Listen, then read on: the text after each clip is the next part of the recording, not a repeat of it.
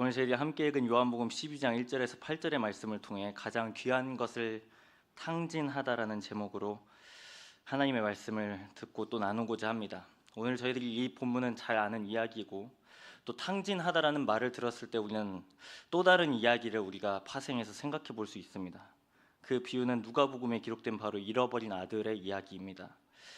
여기서 잃어버린, 그러니까 탕진, 탕자라고 하는 번역되는 문구 앞에서 탕진하다라는 의미는 제멋대로 군다라는 의미가 아니라 무모할 정도로 씀씀이가 해프다라는 뜻입니다. 그러니까 결론을 내보면 하나도 남김없이 모조리 쓴다라는 의미가 바로 이 탕진하다의 의미입니다. 본문을 기록한 저자 역시 우리에게 자신이 갖고 있는 것을 남김없이 모조리 다 쓰는 한 여인의 이야기를 우리에게 소개하고 있는 것을 볼 수 있습니다. 오늘 사건이 일어난 때를 아주 비교적 자세하게 설명하고 있음을 1절에서 발견할 수 있는데요. 1절 말씀입니다. 6월절 엿새 전에 예수께서 베다니에 이르시니 이곳은 예수께서 죽은 자 가운데서 살리신 나사로가 있다라고 저자는 언급합니다. 그러니까 베다니라는 마을은 처음, 그러니까 생경한 마을이 아니라 이미 예수님께서 방문하셨던 마을입니다. 이 마을에서 아주 유명한 사건은 아무래도 죽은 나사로가 다시금 일어났던 그 일이 바로 여기에서 일어났던 마을입니다. 그런데 지리를 약간 연구해 보면 이 예루살렘 중심에서 이 특별히 베다니를 살펴보면 베다니는 변방에 위치한 변두리 지역입니다. 그런데 이 베다니에서 일어난 일은 어떻게 보면 예루살렘보다 더 중요한 일들이 많이 일어나는 것을 저희들이 볼 수 있습니다. 다른 복음서에서는 나오지 않지만 우리가 요한복음 11장을 통해서 알 수 있는 것처럼 예수님께서는 나사로를 살리시는 그 이야기를 통해서 죽음의 권세도 이기시고 또 자신도 나중에 3일 만에 부활하실 것을 자신이 사랑하는 친구 나사로를 통해서 죽음을 예견하고 계심을 보게 하십니다. 그리고 이러한 살아남의 기적의 현장 앞에서 오늘 12장은 나사로의 동생 바로 마리아가 예수님께 그 가장 값비싼 향유를 발에 붓고 머리털로 닦는 그러한 현장이 기록되어져 있는 것을 볼 수 있습니다. 그러니까 많은 사람들이 이 이야기는 베다니 하면 아주 크게 두 가지 사건을 우리가 생각해 볼 수 있는 그러한 마을이 된다라는 것입니다. 게다가 오늘 1절에는 베다니를 다시 방문하신 예수님의 그 시절을 6월절을 앞둔 6일 그 시점이라고 제시하고 있습니다. 그러니까 6일이 지나면 예수님께서는 십자가의 고통으로 이제 고난을 받으시는 자리로 이제 가게 됩니다. 6월절이라는 절기는 이 사람들에게 있어서 아주 익숙한 명절입니다. 출애굽에서 하나님께서 자신들을 건져내신 그 사건을 기억하고 기념하는 바로 그 절기가 6월절인데 오늘 요한복음을 기록한 저자는 일부러 이 6월절과 예수님의 죽음을 결부시켜서 이해하고 있음을 저희들이 보게 됩니다. 우리가 모세 시대 때 6월절을 생각해 보면 이스라엘 백성들이 살 수 있는 단 한 가지 조건은 어린 양의 피를 그 문 좌우에 발랐을 때 죽음의 재앙을 피할 수 있었습니다. 이처럼 예수의 죽음 역시 자신의 백성을 구원하시는 6월절의 제사건이 되어지게 된다라는 것입니다. 근데 여기서 보면 예수님께서는 죽음을 피하시지 않고 오히려 예루살렘 근처인 베단이라는 마을에 다시금 방문하게 되십니다. 만약에 예수님께서 이 십자가를 두려워하시거나 아니면 죽음을 원치 않으셨다면 베다니가 아니라 훨씬 더 예루살렘과 더 거리가 먼 변두리로 이동하셨어야 됐습니다. 하지만 오히려 예수님께서는 자신을 죽이려는 사람들의 소굴로 기꺼이 지금 걸음을 옮기셨습니다. 우리말 중에 등잔 밑이 어둡다라는 말이 있습니다. 그런데 전혀 이 공식이 통하지 않는 현장이 바로 오늘의 재방문 사건입니다. 그리고 오늘 이 사건을 통해서 예수님께서는 죽음과 부활의 이야기를 다시금 이 사람들에게 깨닫게 하시기 위함임을 저희들이 보게 됩니다. 그러니까 죽음과 부활은 기독교 신앙의 가장 핵심입니다. 그리고 이 죽음과 부활의 이야기를 당시에 가장 유력했던 힘이 있었던 그리고 쥐락펴락했었던 영향력이 있던 사람들에게 이 사건을 넘겨주지 않으십니다. 당시에 가장 누구도 알아봐주지 않았던 나사로라는 그 가정에게 이 일을 허락해 주십니다. 2절에 보면 예수님을 위한 잔치가 배설되었다고 나와 있습니다. 베단이라는 마을은 예수님의 언급처럼 벳세다나 고라신과는 다르게 상당히 예수님께 긍정적이고 호의적이었던 것 같습니다. 이런 잔치의 주체와 구체적인 장소에 관해서 오늘 동일한 이야기가 마태와 마가에도 기록되어져 있는데 베다니 나병 환자 시몬의 집이라고 마태와 마가는 언급합니다. 그럼 우리의 상상력을 동원해 보면 환자의 집에서 잔치를 벌인다는 것은 어딘가 맞지 않아 보입니다. 되게 생소하게 느껴지는 이야기인 거죠. 하지만 우리는 분명히 알 수 있습니다. 예수님께서 계신 곳이 어디든 간에 설령 그 잔치의 초청자가 절망적인 상황과 난치의 병을 갖고 있다고 해도 예수님께서 이곳 가운데 계시면 그 이내 분위기는 바뀌게 되어집니다. 환자의 집에서 잔치에 참여한 이들을 위한 메뉴는, 그러니까 음식은 그렇게 화려하지 않았을 겁니다. 하지만 이런 단촐한 식사임에도 불구하고 예수님께서 이곳 가운데 오셨다는 사실은 그 어떤 잔치하고는 비교할 수도 없는 위대한 하늘의 잔치가 될 수 있음이 분명합니다. 왜냐하면 예수님께서 지금 여기에 계시기 때문입니다. 하지만 이런 잔치를 즐기지 못한 사람을 저자는 잠깐 언급하고 넘어갑니다.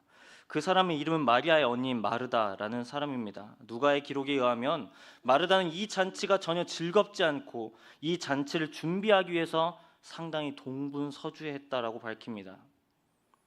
그리고 자신이 이렇게 동분서주한 데 반해서 동생 마리아는 한가로이 예수님 근처에 앉아서 예수님의 말씀을 듣는 것을 상당히 못마땅해합니다. 분명히 마르다가 잔치를 위해서, 그것도 예수님을 위한 잔치니까 그러한 섬김을 감당하는 것은 상당히 고무적입니다. 하지만 잔치를 즐기지 못하는 마르다를 위해서 예수님께서 분명히 말씀하십니다. 잔치를 준비하는 일보다 말씀을 경청하고 배우는 것이 훨씬 더 낫다고 가르쳐 주십니다. 그럼 이들의 오빠 지금 나사로는 무엇을 하고 있는지 우리는 살펴볼 수 있습니다. 12장 2절의 후반절에 나사로는 예수와 함께 앉은 자 중에 있다고 말합니다. 지금 나사로는 예수님의 식탁에 배석한 여러 사람들 중에 한 사람입니다. 칼뱅은 이를 두고 나사로가 이 잔치에 손님으로 왔다고 지적합니다. 동시에 저자가 나사로의 집에 나사로의 이름을 직접적으로 언급한 게 이 식탁에서의 만큼의 주제가 나사로가 다시 살아난 이야기를 사람들이 이야기하고 있다고 칼뱅은 생각했습니다. 생각해보면 예수님은 나사로를 죽음에서 일으키셨습니다. 나사로는 예수님에 의해서 죽음에서 일어나게 되었습니다. 그런데 그 둘이 지금 한 식탁에서 먹고 마시고 있습니다. 이런 사실을 미루어 볼 때 우리들이 갈 하나님의 품에서의 식탁을 우리는 미리 엿볼 수 있습니다. 예수님은 우리를 죽음에서 일으키시는 분이십니다. 그리고 우리는 예수님에 의해서 죽음에서 일어나게 될 것입니다. 뿐만 아니라 우리가 나중에 참여할 식탁은 주님께서 일으키신 모든 사람들이 함께 참여하는 하늘의 잔치의 자리가 될 것입니다. 지금 베다니 마을에서 일어난 잔치가 앞으로 우리가 참여할 그 식탁을 미리 엿보게 하고 있습니다. 그런데 문제는 지금부터입니다. 대화가 무르익어갈 무렵에 아주 예기치 못한 곳에서 사건이 이제 시작되게 됩니다. 그것은 바로 나사로의 동생 마리아가 예수님의 죽음을 기념하기 위해서 취한 이례적인 행동입니다. 3절 말씀입니다. 마리아는 지극히 비싼 향유 곧 순전한 나드 한 근을 가져다가 예수의 발에 붓고 자기 머리털로 그의 발을 닦으니 향유 냄새가 집에 가득했다고 말합니다. 마리아는 향유를 예수님의 발에 붓고 자신의 머리털로 예수님의 발을 닦습니다. 그리고 그 향유의 냄새는 잔치 자리에 가득하게 되었습니다. 이는 잔치에 참여한 모든 사람들의 예상을 깬 상당히 충격적인 일입니다. 저자의 증언과 같이 이 향유는 지극히 값진 것입니다. 그러니까 마리아에게 있어서는 전 재산과도 같은 아주 귀중한 것입니다. 예수님께서 마태복음 6장 21절에 말씀하신 것처럼 내 보물이 있는 곳에 내 마음도 있다는 말씀에 비추어 본다면 마리아의 마음은 지금 오직 예수님께만 있음을 알 수 있습니다. 마가는 이 사건을 동일하게 마리아가 자신이 할 수 있는 것을 당해서 예수님께 향유를 부었다고 증언합니다. 왜냐하면 마리아는 예수님을 사랑했기 때문입니다. 지금 마리아의 중심에는 오직 예수님만 계십니다. 그래서 마리아는 자신에게 있어서 가장 소중한 것, 가장 값비싼 향유를 깨뜨려서 주님의 발에 부었다라는 것이죠. 이 장면을 구약시대 말라기 선지자 시대의 상황과 비교하면 완전히 이것은 전혀 다른 이야기가 됩니다. 당시 백성들은 하나님께 가장 최고의 것을 드린 것이 아니고 좋은 것이 아니라 흠이 있는 것, 저는 것, 병든 것을 하나님께 봉헌했습니다. 무늬만 갖춘 봉헌을 하나님께서 싫어하셨습니다. 그러니까 무늬만 갖춘 봉헌이라는 말은 그들의 마음이 하나님께 드림받지 않았다라는 점입니다. 예수님께서는 또한 마태복음 15장 8절에 이 백성인 입술로는 나를 공경하지만 마음으로서는 내게 멀다고 말씀하십니다. 하지만 오늘 본문에 나온 마리아는 전혀 달랐습니다.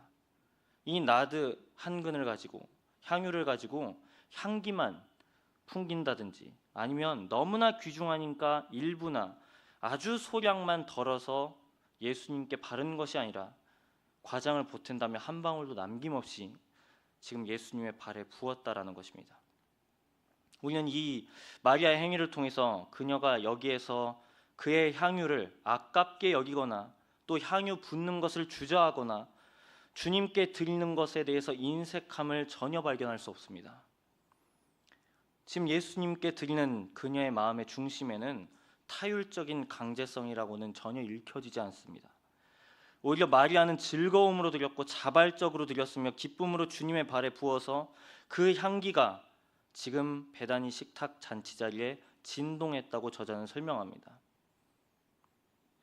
마태와 마가복음을 읽어보면 이 사건을 동일하게 보지만 약간의 강조의 차이를 두기 때문에 예수님의 머리나 몸에 부었다고 말합니다. 하지만 요한복음의 저자는 발에 부었다라고 주목합니다. 발 하면 가장 낮은 곳이죠. 신체에서 가장 굳은 일을 도맡아 하는 기관일 겁니다. 이를 통해서 우리는 마리아가 자신이 그렇게 아꼈고 소중히 여겼던 향유를 예수님의 지극히 낮은 발보다 훨씬 더 못하다는 뜻으로 자신의 향유를 탕진하고 있습니다. 그러면 여러분, 우리는 어떻습니까? 가장 소중한, 우리에게 있어서 가장 소중한 게 예수님의 발과 같이 가장 낮은 곳에 쓰인다고 해도 우리는 드림의 헌신을 계속할 수 있을까요? 대부분의 사람들은 보다 멋있는 것에, 보다 획기적인 것에, 사람들의 주목이나 이목을 끄는 것에 그러한 일이 있다면 그쪽으로 봉헌의 용도를 변경합니다. 이처럼 사람들은 사역을 빈부나 귀천으로 나누지만 우리 하나님 앞에서는 이 모든 것이 동일합니다. 더 정확하게 표현하면 하나님은 마음을 아시고 중심을 이미 달아보고 계십니다. 우리의 가장 소중한 것이 아무도 알아봐주지 않는 곳에서 만약에 선하게 사용되고 있다면 여러분, 그 자체로 이미 우리는 귀한 향유를 주님 발 앞에 드림받은 것임을 기억해야 합니다. 그러면 우리는 마리아가 도대체 왜 자신의 향유를 예수님의 발에 부었는지, 즉 탕진하기로 결심했는지 우리는 이유를 생각해 볼 수 있습니다. 본문은 우리에게 직접적인 답을 제시하진 않지만 충분히 그럴 만한 정황을 발견할 수 있습니다. 마리아는 향유를 예수님의 발에 붓고 또한 자신의 머리로 발을 문질렀습니다. 이처럼 기이한 행동은 동일한 이야기는 아니지만 누가복음에 등장하는 죄를 지은 한 여인을 떠올리게 만듭니다. 너무나 이 본문이 비슷해서 대단히 비슷해 보이고 유사해 보이기 때문에 같은 본문이라고 해도 거의 무방할 정도입니다. 그럴 때 예수님께서는 이 죄를 지은 한 여인에 대한 행동에 대한 평가를, 그러니까 향유를 붓고 머리털로 발을 닦았을 때 그녀의 행동에 대한 평가를 누가복음 7장 47절은 이렇게 주님께 설명하십니다. 이는 그의 사랑함이 많음이라 사함을 받은 일이 적은 자는 적게 사랑한다고 말씀하십니다. 즉 향유를 부은 행동의 가장 마음 깊숙한 이유는 주님을 사랑했기 때문입니다. 너무나 사랑하기 때문에 마음에서 불일 듯한 사랑이 온몸을 휘감을 때 사람은 잠시 비이성적인 행동을 합니다. 그냥 이성이 마비되는 거죠. 본문에 나오는 마리아가 딱 지금 그런 상황입니다. 예수님을 너무나 사랑한 나머지 자신의 가장 값비싼 귀한 향유를 한 방울도 남김없이 부어드립니다. 그리고 그 발을 자신의 머리로 닦습니다. 왜냐하면 주님을 너무나 사랑하기 때문입니다. 또 우리가 추정해 볼 수 있는 단 한 가지는 또 이것입니다. 요한복음과 또 다른 복음서의 증언에 따르면 이 잔치 자리를 준비할 때 우리 앞에 설명드린 것처럼 마르다는 잔치를 준비하는 일에 바빴습니다. 하지만 마리아의 위치는 지금 예수님의 발치 아래 앉아서 예수님의 말씀을 듣고 있습니다. 그렇다고 한다면 분명히 예수님의 말씀을 듣고 지금 마리아는 자신의 아마 민낯을 보지 않았을까요? 거울과도 같은 주님의 말씀을 통해서 자신의 연약함을 바라보게 됩니다. 자신의 본성이 심히 부패한 것을 깨닫기 시작합니다. 주님과 지금 가까울 수 없는 자신이 발 앞에 있음을 절감하게 됩니다. 하지만 더 놀라운 것은 이런 추악한 본성을 덮고도 남으시는 죄인을 사랑하시는 하나님의 은총을 예수 그리스도의 말씀을 통해서 그녀가 깨닫기 시작합니다. 그리고 마리아는 드디어 비이성적인 행동을 저지르게 됩니다. 즉 향유를 탕진해 버립니다. 이 사람은 지금 그 전에 나사로의 살아남을 경험한 사람입니다. 이 사건을 가장 곁에서 경험했기 때문에 생명보다 귀한 것이 없음을 아마 그녀는 피부로 절감했을 겁니다. 자기에게 있는 가장 소중한 것도 예수님께 드리는 일이 아깝지 않음을 아마 나사로의 그 예를 통해서 배우지 않았을까요? 그리고 예수님의 말씀을 통해서 이 확신은 진리 그 자체이신 예수께 자신을 온전히 내어드리는 헌신으로까지 나아가게 됩니다. 여기까지 읽으면 되게 고무적이죠. 그런데 이를 두고도 많은 사람들의 평가가 이제 기록되기 시작합니다. 상반된 반응이 4절에 이렇게 시작됩니다. 제자 중 하나로서 예수를 잡아줄 가룟 유다가 말하되 5절입니다. 이 향유를 어찌하여 300데나리온에 팔아 가난한 자들에게 주지 아니하였느냐라고 말합니다. 유다가 말한 반응은 너무나 정상적입니다. 300데나리온이면 우리가 잘 알듯 데나리온은 한 달에 그 품삯에 해당합니다. 그렇다고 한다면 이 300데나리온으로 환산해 보면 10달에 해당하는 품삯입니다.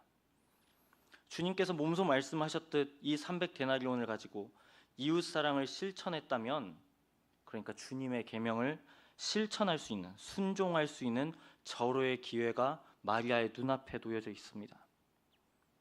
그렇다고 한다면 지금 유다의 평가는 너무나 적절해 보입니다.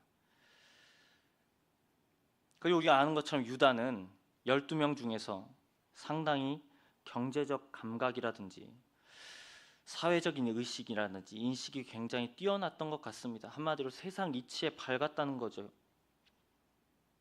그래서 유다의 눈에 보기에 마리아의 이러한 행위는 말 그대로 탕진한 셈입니다. 그것도 어리석은 탕진인 거죠. 너무나 아까운 겁니다. 한 사람을 위해서 드리는 것, 아니면 10달치에 해당하는 삭슬, 적어도 많은 사람들에게 수혜를 받을 수 있게 하는 것. 이는 실리적으로도 이웃사랑을 실천하라는 주님의 말씀에 비추어 볼 때도 전혀 말이 안 되는 지점입니다. 더 노골적으로 유다의 표현을 빌려서 다시금 생각해보면 이렇게 말할 수 있습니다. 투자한 만큼 훨씬 더 챙길 수 있는데 지금 마리아는 그렇지 못한 겁니다. 버젓이 투자 대비 고효율, 그에 따른 기대 비용이 작용될 수 있는 곳을 투자해도 시원찮을 판국에 마리아는 그렇게 하지 않은 겁니다. 그래서 유다는 이를 두고 어리석다고 말합니다. 5절의 뉘앙스를 자세히 보면 이는 지금 평가가 아니라 마리아의 행위를 트집을 잡는 그러한 말에 가깝습니다. 유다는 상당히 돈 계산에 밝은 사람입니다. 이쪽으로 되게 두뇌왼전이 빠른 사람입니다. 향유가 갖고 있는 그 고유의 가치보다 그것을 바꾸어내는 돈의 가치를 먼저 주목합니다. 여러분, 오늘날도 마찬가지인 거죠. 우리가 사는 시대가 그렇지 않습니까? 고효율, 고소득, 얻는 곳에 투자하는 게 지극히 마땅한 상식입니다. 적게 투자해서 많이 버는 게 나은 거죠.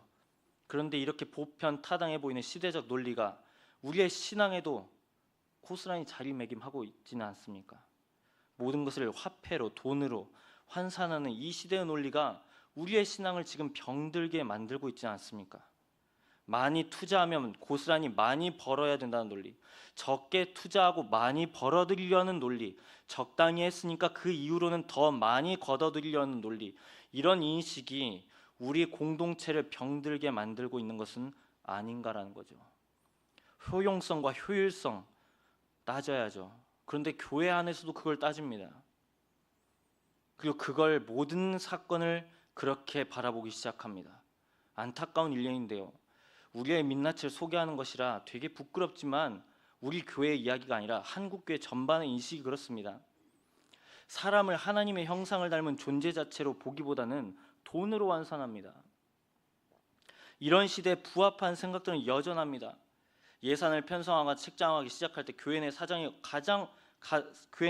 어려워지면 가장 먼저 우선순위로 긴축되는 부서가 교회 안에서 가장 연약하거나 힘이 없는 부서입니다. 안 그러면 좋겠지만 다음 세대가 그 직격탄을 맞을 가능성이 되게 높습니다. 이게 꼭 긴축이 되었다, 삭감이 되었다는 게 아니라 우리 안에서의 인식이 그렇습니다. 말은 다음 세대를 살려야 된다고 말하지만 정작 그들을 위한 것들을 고민하지는 않습니다. 어디까지나 효용성과 효율성의 가치로 우리들이 원하는 방식대로 우리들의 눈높이에 맞추어 그들에게 가져다 줄 뿐입니다. 오늘 본문을 다시 돌아보며 향유 자체의 가치보다 그것의 화폐 교환 가치를 더 주목하고 있는 이 사람의 이야기를 보시기 바랍니다. 유다의 눈에서는 예수 그리스도를 장례하는 그 아름다운 사건을 바라보는 것이 아니라 모든 가치가 돈으로 환산되고 있습니다. 어떤 사물에 대해서도 그의 중심은 돈이라는 가치를 더 생각하고 있습니다. 결국 우리는 그의 말로를 잘 알고 있습니다. 예수를 팔아넘길 때에도 은이라는 돈으로 환산합니다. 고작 그 은 몇 푼에 자신의 선생님을 팔아 넘겨버립니다. 마리아를 향한 그의 질책은 상당히 합리적으로 보여집니다. 이웃사랑 실천해야 된다고 지금 이 300데나리온을 가지고 주님의 말씀에 순종하는 것이 교회가 해야 될 사명이라고 지금 그는 말하고 있지 않습니까? 이웃을 위한 구제와 선교라는 명분을 통해서 유다는 오히려 마리아를 비난하는 근거로 삼고 있습니다. 이런 비난을 통해 마리아는 한 사람만 생각하는 어리석은 사람이 되어버렸습니다. 상대적으로 유다는 자신은 투철한 정의감을 갖고 있어서 보다 많은 이웃이 수혜를 받을 수 있도록 주장하는 꽤나 선구자적인 이미지를 챙기고 있습니다. 하지만 12장 6절에 분명히 그의 속내를 경고하고 있습니다. 이렇게 말하면 가난한 자들을 생각함이 아니요 그는 도둑이라 돈괴를 맞고 거기 넣는 것을 훔쳐간다고 말합니다. 아무리 그의 화려한 언변이 뒤따르고 빠르고 실리를 따지는 두뇌가 있다고 해도 자신의 탐욕을 은폐한다고 해도 결국 그는 도둑입니다. 우리는 유다의 이런 가장을, 그러니까 도둑으로 가장하는 그의 가장을 통해서 분명히 따져보아야 합니다. 사회적 정의를 말하고 공적인 복지를 자신의 일처럼 주장하는 사람들이 있습니다. 자신의 목소리를 높이는 사람들이 분명히 있습니다. 하지만 그 사람들을 향한 평가는 그들의 말이 아니라 그들의 삶에 근거해야 합니다. 말로는 무엇인들 못하겠습니까? 우리 역시 마찬가지입니다. 본문의 저자가 유다의 속내를 꿰뚫어보고 도둑이라고 규정하는 것을 귀 기울여 들어야 합니다. 유다는 지금 가난한 자들을 돌보기 위해서 구제를 강조하는 게 아닙니다. 자신의 것으로 도둑질하고자 구제를 강조합니다. 당시에는 오늘날과 같이 은행 시스템이 발달되지 않았기 때문에 이러한 선교비나 구제비를 꼭 상시 휴대해야 했습니다. 또한 이를 위해서 따로 돈계를 맡는 사람이 필요했습니다. 이 담당자가 지금 유다였습니다. 공적으로 쓰일 목적을 위해 모인 이 돈괴를 자신의 것으로 간주했습니다. 유다는 타인의 기부금을 곧장 빼돌리지 않고 공적인 돈괴에 넣었다가 빼내는 방식으로 돈을 세탁합니다. 만약 마리아가 예수님을 향해서 향유를 붓지 않고 팔았다면 당연히 그 300데나리온이 유다가 맡고 있는 돈괴에 보관되어졌을 겁니다. 그리고 그 보관되어진 돈은 유다를 위해서 쓰여졌을 것입니다. 그런데 이 유다는 너무나 역설적이게도 예수 그리스도의 제자라는 사실이죠. 예수와 가장 가까이에 있었던 사람입니다. 예수를 따르는 사람이었습니다. 본문의 저자는 마리아와 유다를 지금 비교하고 있는 뉘앙스를 우리는 지울 수 없습니다. 이 둘을 너무나 절대적으로 비교해서 유다의 추악한 민낯을 고발하고 있음을 우리는 보게 됩니다. 가장 좋은 것을 드린 마리아와 이웃사랑을 가장한 거짓으로 점철된 도둑인 유다를 보게 됩니다. 여러분, 우리는 분명히 우리 자신도 그렇고 이 시대를 바라보며 우리는 분명히 깨달아야 합니다. 경건을 이득의 방편으로 활용하는 사람들이 우리 도처에 널려 있습니다. 그리고 그 사람이 지금 예수의 바로 곁에 있다고 본문의 저자는 설명합니다. 그렇다고 한다면 그런 사람들은 오늘날에도 어느 시대에나 있음을 우리는 알아야 한다는 거죠. 여러분, 경건이 탐욕을 만날 때를 경계해야 합니다. 경건이 경건으로 맞춰지는 게 아니라 결국 우리의 욕심으로 방탕함으로 끝남을 우리는 분명히 주의해야 합니다. 이런 의미로 본다면 여러분, 한국교회가 대중들에게 지탄을 받는 이유 역시 별반 다르지 않습니다. 기독교인들이 탐욕적이기 때문입니다. 주님과 같이, 아니 적어도 이 마리아와 같이 보다 더 좋은 것, 나은 것, 진정한 것, 영원한 것을 위해 탐욕적이었다고 한다면 보다 나은 평가를 듣지 않겠습니까? 말로는 소외된 자를, 가난한 자를, 연약한 자를 사랑하겠노라고 주장하지만 우리를 바라보는, 그리고 교회를 바라보는 대중들은 이 주장에 대해서 그리 신뢰하지 않습니다. 그동안 비춰왔던 한국교회의 모습은 자신을 드러내고 과시하고 굽히지 않았습니다. 예수 그리스도를 증거해야 할 한국교회는 445로 갈려 저마다의 소리를 내는데 급급하고 있습니다. 여러분, 이런 의미에서 토르스테인 베블런이라는 사람이 쓴 유한계급론은 오늘 한국교회의 모습을 잘 담아내고 있습니다. 이 책은 원래 현대의 소비사회를 비판적으로 분석한 책인데 요약하면 그렇습니다. 사람들이 명품을 사는 것, 사치품을 구매하는 이유는 자신이 그 돈이 있기 때문이 아니라 이 사치품을 통해서 남들에게 인정받고 우월감을 느끼고자 하는 그러한 과시욕이 있다라고 이 유한계급론에서 설명합니다. 결국 이러한 소비는 진정한 필요 때문에 소비가 이루어지는 게 아니라 타인에게 내가 얼마나 더 큰지, 내가 더 얼마나 명예로운지, 내가 더 얼마나 인정받을 수 있는 것을 갖고 있는지, 즉 보여주기 위한 그러한 식의 소비라고 경고합니다. 이러한 소비의 끝은 행복에 이르게 하거나 진정한 가치와는 전혀 무관합니다. 그리고 이 책을 쓴 베블런이라는 사람은 이런 소비를 계속해서 쫓다가는 정신적인 빈곤에 빠진다고 경고합니다. 이런 의미에서 오늘 본문의 주인공인 마리아는 베블런의 분석과는 완전히 동떨어진 인물입니다. 그는 보여주기 위해서 향유를 갖고 있지 않습니다. 300데나리온이나 되는 이 향유를 잔치에 온 모든 사람들에게 이 정도나 되는 향유를 지닌 사람이 바로 나라고 자신을 드러내지 않습니다. 지금 마리아의 온 정신과 마음은 딱 한 분에게로 집중되고 있습니다. 베블런은 현대 사회의 사람들이 자신을 위해 물질을 탕진한다고 말하지만 마리아의 탕진은 자신을 위한 것이 아니었습니다. 자신이 그렇게도 사랑하는 예수 그리스도를 향해서 이 향유를 탕진하기 원했습니다. 그래서 그녀는 비이성적인 행동에 과감히 그리고 기꺼이 뛰어들게 되었습니다. 오늘 본문 7절과 8절은 예수님께서 이러한 탕진하고 있는 마리아의 행위를 이렇게 말씀하십니다. 예수께서 이르시되 그를 가만두어 나의 장례할 날을 위하여 그것을 간직하게 하라. 가난한 자들은 항상 너희와 함께 있거니와 나는 항상 있지 아니하리라 하시니라. 여러분, 이 평가로 미루어 볼 때 마리아는 예수님의 장례를 준비하기 위해서 향유를 언제부터인지는 모르지만 지금까지 간직해 왔음을 알 수 있습니다. 생각해 보시기 바랍니다. 300데나리온이나 되는 이 비싼 향유를 중간에 팔아서 자신의 어려운 생계에 보탤 수도 있습니다. 그동안 일어나는 쾌락 때문에 갑자기 이 향유를 쓸 수도 있습니다. 하지만 마리아는 이러한 유혹을 다 거부한 채 향유의 온전한 용도를 변경하지 않기를 결심합니다. 아무리 급하게 자금이 필요한다고 해도 또는 재정난의 압박이 다가올 때도 이 향유는 예수님의 장례를 준비하는 향유로 끝까지 지켜냅니다.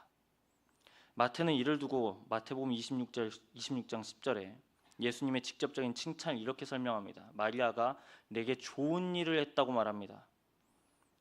예수님의 장례를 준비하는 것과 가난한 자들을 구제하는 것 중에 여러분 무엇이 더 좋고 중요한 일일까요?